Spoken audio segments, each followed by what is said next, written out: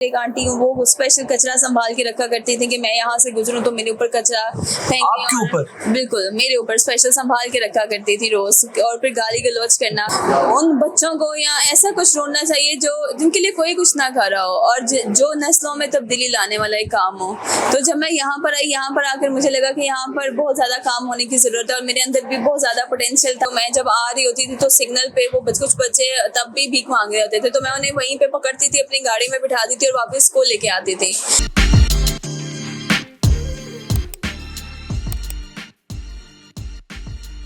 रहीम अस्सलाम वालेकुम नाज़रीन, आपका मेज़बान ज़ैन इम्तियाज़ आपकी खिदमत में हाजिर है और आप देख रहे हैं डिजिटल अलायंस। नाज़रीन, आज जिस शख्सियत से मैं आपकी मुलाकात करवाने जा रहा हूँ, यकीनी बात है आप सब लोग जानते होंगे कि पूरे पाकिस्तान में एक अच्छा इनिशिएटिव लेने वाली वो बाहिम्मत खातून जिन्होंने मुआशरे की तलखियों को अकेले बर्दाश्त किया, मेरी मुराद डॉक्टर हिफ्ज़ा खान है। यानी कि सब्ज़ाज़ार के इलाके में ये झोंपड़ियों में जो खाना बदोश आबाद थे, जिनके बच्चों को लोग हकारत की नज़र से देखते थे और लोग ये समझते थे कि वो सिर्फ भीख मांगते हैं, कूड़ा उठाते हैं, वो पढ़ लिख नहीं सकते। लेकिन डॉक्टर हिफ्ज़ा की जानिब से एक अच्छा इनिशिएटिव लिया गया, एक स्कूल बनाया गया। इन्हीं से बात करते हैं, आखिर ये ख्याल कैसे आया। अस्सलाम वालेकुम। वालेकुम अस्सलाम। डॉक्टर साहिबा, सबसे पहले तो ये बताइएगा कि आप डॉक्टर, क्या आपने कोई पीएचडी की है या कोई आप प्रोफेशनल मेडिकल की कोई डिग्री ली है जिसकी वजह से डॉक्टर कहते हैं, या वैसे ही सब लिख देते हैं डॉक्टर? मैं डॉक्टर ऑफ फार्मेसी हूँ। 2 साल पहले ही मेरी डिग्री कंप्लीट हुई है, कोविड से पहले। और ये स्कूल का जो था इनिशिएटिव, ये मैंने अपनी यूनिवर्सिटी में जब मेरा एडमिशन हुआ था उसके कुछ अरसे के बाद मैं यहाँ पर आकर वैसे ही बच्चों को पढ़ाना शुरू किया था एक कैंप में। आए कैसे, यानी कि इधर इत्तेफाक कैसे हुआ? समझ लें कि मैं ऐसी कोई जगह ढूंढ रही थी, ऐसी कोई कम्युनिटी ढूंढ रही थी। अल्लाह ताला ने मेरे दिल में ख्याल डाला कि मुझे उन बच्चों को या ऐसा कुछ ढूंढना चाहिए जो जिनके लिए कोई कुछ ना कर रहा हो और जो नस्लों में तब्दीली लाने वाला एक काम हो। तो जब मैं यहाँ पर आई, यहाँ पर आकर मुझे लगा कि यहाँ पर बहुत ज़्यादा काम होने की ज़रूरत है और मेरे अंदर भी बहुत ज़्यादा पोटेंशियल था। आपको पता है कि यंगस्टर्स में जैसे होता है कि हाँ हमने ये करना है, तो मैं एक चैलेंज खुद को देना चाहती थी। तो वो चैलेंज मैंने खुद को ये दिया कि मुझे इन बच्चों की ज़िंदगी बदल दी है।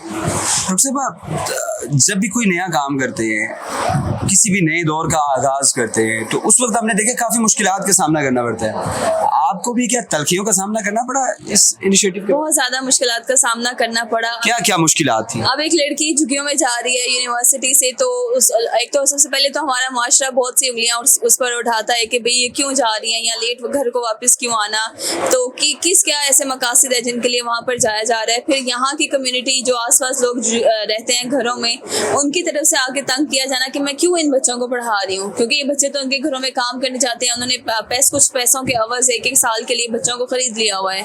तो यहाँ पर 2 सवाल पैदा हो रहे हैं। एक तो ये कि क्या जब आप खाना बदोशों की यानी कि झोंपड़ियों में गए, झुग्गियों में गए, तो क्या वालिदैन ये चाहते थे कि उनके बच्चे पढ़ें? बिल्कुल, वालिदैन चाहते थे कि उनके बच्चे पढ़ें, लेकिन हमें तो यही पता था कि वो नहीं चाहते हैं। वो तो चाहते हैं कि उनका बच्चा भीख मांगे बस और उनको पैसे ला के दे या फिर मजदूरी करे, लेकिन ऐसा बिल्कुल नहीं था। तो ये चीज़ जब मैंने यहाँ पर आकर देखी कि माँ बाप भी चाहते हैं, बच्चों को भी शौक है, तो तब मुझे रियलाइज हुआ कि मुझे यहाँ काम करने की जरूरत है और मुझे बाकियों को बताने की जरूरत है कि जो हमारे दिमाग में डाला गया बचपन से वो तो गलत था, ये तो पढ़ना चाहते हैं। जिस तरह आपने बताया कि बच्चों को भी शौक था, लेकिन जब आप फर्स्ट टाइम झुग्गियों में विजिट कर रहे थे, कोई भी नया स्कूल बनाने से पहले उसकी कैंपेन की जाती है। आपका एक ऐसा स्कूल था कि आपका एक वो टारगेट ही एक ऐसी कम्युनिटी थी कि झुग्गियों वाले खाना बदोश ही थे। जब उनके घरों में जाते थे ये बच्चे, पहले क्या काम करते थे जब आप उनको मोटिवेट करके इधर लाए?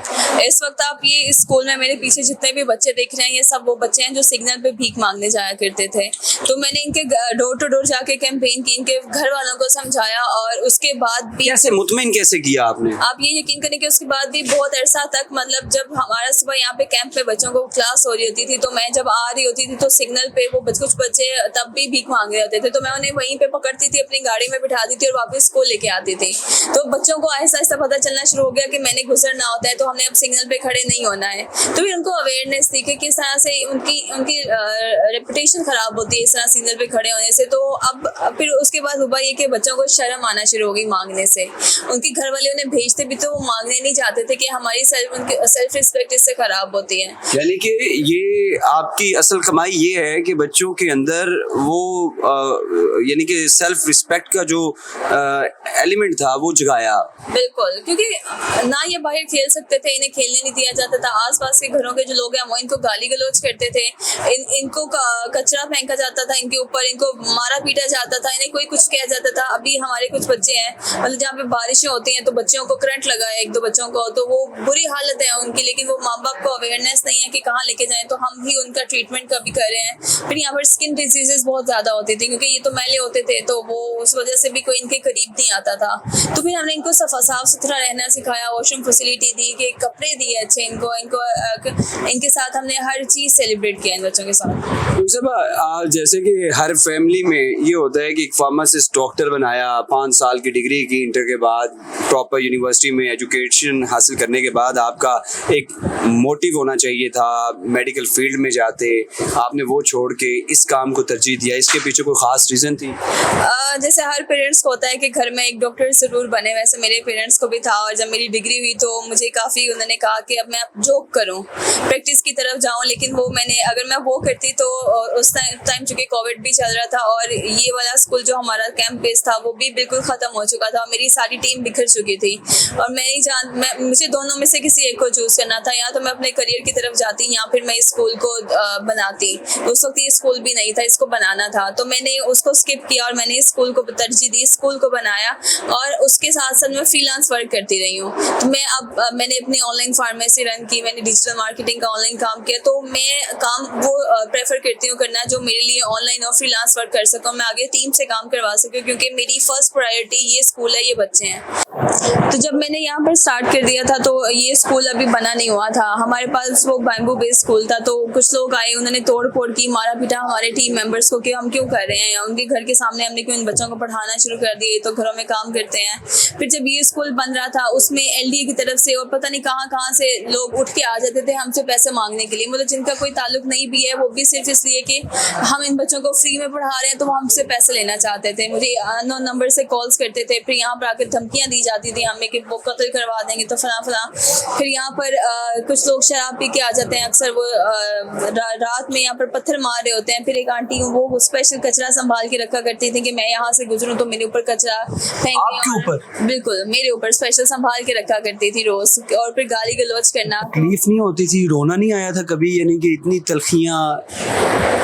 बहुत ज्यादा, मतलब ये सोचती थी कि क्या मैं कोई गलत काम कर रही हूँ जो मुझे हर कोई इतना तंग कर रहा है। आंखें नम हुई जब कूड़ा फेंका गया? बिल्कुल बिल्कुल। यानी कि घर में शहजादियों की तरह रहना, लाडली रहना, यहाँ पर लोगों के कूड़े आपके ऊपर फेंके जाने, वेस्टेज फेंका जाना। बिल्कुल, और सिर्फ ये नहीं कि तो क्या फिर इस स्कूल में आकर रोती थी आप? बस अल्लाह ताला ने इतना मजबूत कर दिया। लेकिन मुझे याद है कि एक मोमेंट था जब ये स्कूल बन रहा था, तो उस वक्त ये सिर्फ हमने इसका फर्श बनाया था, तो हमें हमारे मजदूर यहाँ से भगा दिए गए, हमारे टीम मेंबर्स मेरे साथ जितने थे उन सबको यहाँ से भगा दिया गया, क्योंकि धमकियाँ दी गई थी, वो सब डर गए थे और वो यहाँ से चले गए। तो उस मौके पर मैं यहाँ पर सिर्फ अकेली थी, हमारे पास कोई छत नहीं थी, कुछ नहीं था, लेकिन मैं यहाँ से नहीं गई। मैंने हर सरकारी ऑफिस में कॉल की कि भी इस तरह से मैं एक अच्छा काम कर रही हूँ, कोई गलत काम नहीं कर रही, लीगल वे में करना चाह रही हूँ, लेकिन मुझे कोई सपोर्ट नहीं कर रहा है, तो एटलीस्ट आपकी एक कॉल से मसला हल हो सकता है। लेकिन उस वक्त किसी ने नहीं सुनी थी। मैं घंटों डीसी ऑफिस जाके बैठा करती थी, गवर्नर हाउस जाके बैठा करती थी कि मुझे ये स्कूल बनाना है और मैं कोई कुछ गलत तो नहीं कर रही हूँ, फिर क्यों मुझे तंग किया जा रहा है। आंखें अभी भी नम हो रही हैं गुजरा लम्हा याद करके, और यकीनी बात है कितना, यानी कि सबसे मुश्किल होता है कि जब आप घर में लाडली होती है ना, तो आपको दूसरे तनकीद और हकारत की नज़र से देखती है। बिल्कुल, बहुत ज़्यादा। लेकिन ये हुआ कि उस मुश्किल वक्त ने इतना कुछ सिखा दिया कि अब कोई भी वक्त मुश्किल नहीं लगता है। तो इंशाल्लाह जब ये स्कूल का सेटअप रखा, जब आपने स्टार्ट किया, उस वक्त जब आप स्कूल में आती थी पढ़ाने के साथ साथ, क्या रोती भी थी या बाद में मजबूत हो गई, आदत बन गई? जब स्कूल का पहला दिन था और वो सब बच्चे जब यहाँ पर आए थे, हमने एडमिशन्स किए थे, फर्स्ट डे था जब, तो वो एक बहुत इमोशनल था मेरे लिए कि कहाँ हमने एक झुग्गी से शुरू किया था, ज़मीन पर बैठा करते थे, 47 डिग्री सेल्सियस में ज़मीन पे, पानी नहीं होता था पीने को, बीमार हो जाते थे, स्किन डिजीजेस हो जाती थी, वॉशरूम नहीं, हमें कोई घर वाला अपने वॉशरूम नहीं यूज़ करने देता था। यहाँ तक हालात थे कि हम क्यों इन बच्चों को पढ़ा रहे हैं, लेकिन बस हमने गिव अप नहीं किया। तो उसके बाद अब अल्हम्दुलिल्लाह से इतना हौसला आ गया है कि अगर हम यहाँ तक पहुँच गए हैं तो अब आगे का जो स्टेप है इनके लिए प्रॉपर बिल्डिंग में स्कूल बनाना है, वो भी हम इंशाल्लाह बनाएंगे। सबसे मुश्किल लम्हा जो पूरी ज़िंदगी में आप भूल नहीं सकते और तकलीफ दे लम्हा कौन सा था? तकलीफ दे लम्हा यही था कि जब मेरी सारी टीम को भगा दिया गया, मजदूरों को भगा दिया गया, जुम्मे का दिन था उस दिन, तो मुझे यहाँ पर फिर नमाज का वक्त था तो मुझे नमाज पढ़नी थी। लेकिन उस वक्त फिर वो जो यहाँ पे कुछ झुगी वाले थे उन्हें भी लगा कि हमारा ये स्कूल नहीं बनेगा और हम नाकाम हो गए, तो उन्होंने भी मुझे अपनी झुगी में नमाज पढ़ने की इजाज़त नहीं दी थी। तो मैंने फिर यानी कि जिनके लिए आप काम कर रही हैं उन्होंने भी आपको एक्सेप्ट नहीं किया? बिल्कुल, तो वो लम्हा मेरे लिए नमाज भी नहीं पढ़ने दी? नमाज भी नहीं पढ़ने दी थी। तो फिर तकलीफ नहीं हुई कि मैं तो आपके बच्चों के लिए कर रही हूँ और आप मुझे भी नमाज नहीं पढ़ने दें? मैंने उन्हें तो कुछ नहीं कहा, लेकिन फिर मैंने बाहर ही नमाज पढ़ी। दिल में क्या ख्याल आया था? मैंने बस अल्लाह ताला से दुआ की कि इन्हें मालूम नहीं है कि ये लोग क्या कर रहे हैं। ओब्वियसली वो भी नहीं समझते कि उनके लिए बेहतर क्या है या हम उनके लिए बेहतर कर रहे हैं। वो तो नहीं जानते थे इस चीज़ को, उन्हें उस वक्त अवेयरनेस नहीं थी कि एजुकेशन उनके बच्चों के लिए कितना ज़रूरी है। उस वक्त सिर्फ उन्हें ये था कि उन्हें 2 वक्त की रोटी मिल जाए। फ्यूचर का गोल क्या है? वो लड़की जो फार्मासिस्ट है, डॉक्टर बन गई, पहले हिफ्जा खान लिखा जाता था, फिर डॉक्टर हिफ्जा खान लिखा जाता है, तो अब उसका फ्यूचर गोल क्या है? मेरा गोल ये है कि मैं इन बच्चों को एक प्रॉपर स्कूलिंग दूँ। अभी भी मैं नहीं समझती कि मैंने अपना टारगेट अचीव कर लिया। मेरा टारगेट ये है कि मैं एक प्रॉपर बिल्डिंग में स्कूल बनाऊँ जो कि एक कॉलेज की लेवल तक हो, इन बच्चों को कॉलेज की एजुकेशन वहाँ तक मिले और हम इनको इतनी अच्छी एजुकेशन दे देंगे कि ये स्कॉलरशिप्स पर डिफरेंट कंट्रीज में जाके पढ़ सकेंगे। डिफरेंट कंट्रीज में? बिल्कुल, क्योंकि हमारे पाकिस्तान में मैं खुद सिस्टम से गुजरी हूँ, हमारा एजुकेशन सिस्टम तो इतना अच्छा नहीं है कि मैं इन बच्चों को उस एजुकेशन सिस्टम के हवाले करूँ। मैंने अभी भी करिकुलम में बहुत सी चीज़ें खुद से ऐड करवाई हैं जो कि इनके लिए पढ़ना ज़रूरी है और इनको कॉलेज लेवल तक जाते जाते हम इतना ट्रेन कर देंगे कि ये साथ में अर्निंग भी किया। आपने भी कोई बैरून मुल्क दौरे किए? जी बिल्कुल। कितनी कंट्रीज में दौरा किया? मैंने कोई 4-5 कंट्रीज के मेरा विजिट हुआ है। कौन सी? मेरा US, UK, सऊदी अरब, बहरीन और दुबई का। वो इसी जो स्कूल प्रोजेक्ट के ऊपर हुआ था या कोई पर्सनल कोई विजिट से?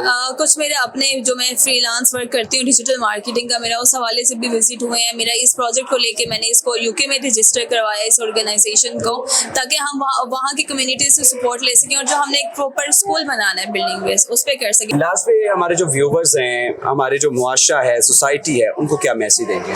मैं यही पैगाम देना चाहूँगी कि अगर हम सब लोग मिलकर एक बच्चे की एजुकेशन सिर्फ अडॉप्ट कर लेते हैं, एक बच्चे को स्कूल में एडमिशन करवा देते हैं, 3 से 4 हज़ार का खर्चा एक बच्चे के ऊपर क्या मैक्सिमम आ जाता है।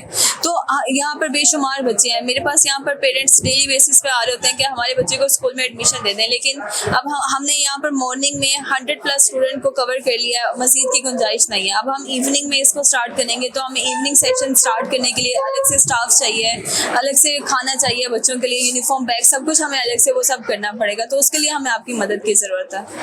नाज़रीन, डॉक्टर हिफ्जा खान हमारे साथ मौजूद थी। साया खुदाए जुल जलाल स्कूल सिस्टम चला रही हैं, फाउंडेशन चला रही हैं।